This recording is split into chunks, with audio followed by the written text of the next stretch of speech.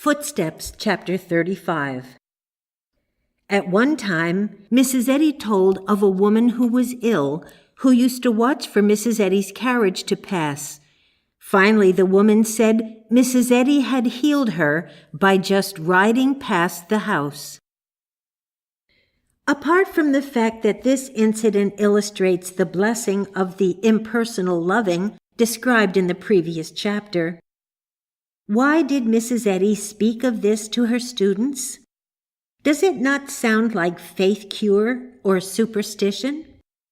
If you possess the power to create rain, you could put it into operation in two definite ways, one being a local shower and the other countrywide.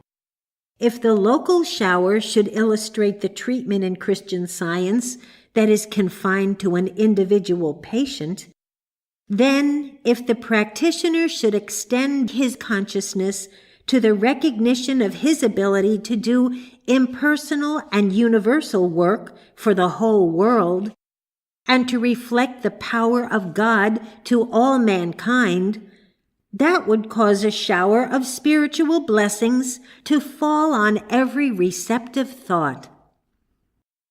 Through love for humanity, our leader definitely and daily did much impersonal and universal work.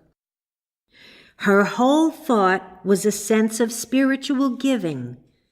At one time, I asked her what she considered the most profound statement that was included in the textbook, Science and Health.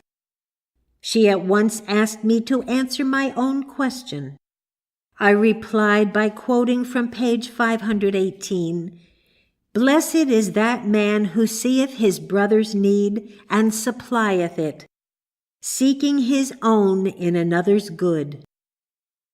She agreed that this was the most profound statement in her book. It corresponds to 1 Corinthians 10, verse 24. "Let no man seek his own, but every man another's wealth."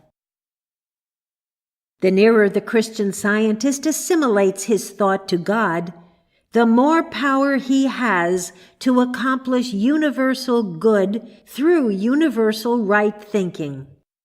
Such a healing as this one that Mrs. Eddy told was the result of such impersonal work, just as the woman was healed by touching the hem of the Master's garment or coming in contact with his impersonal radiation of good.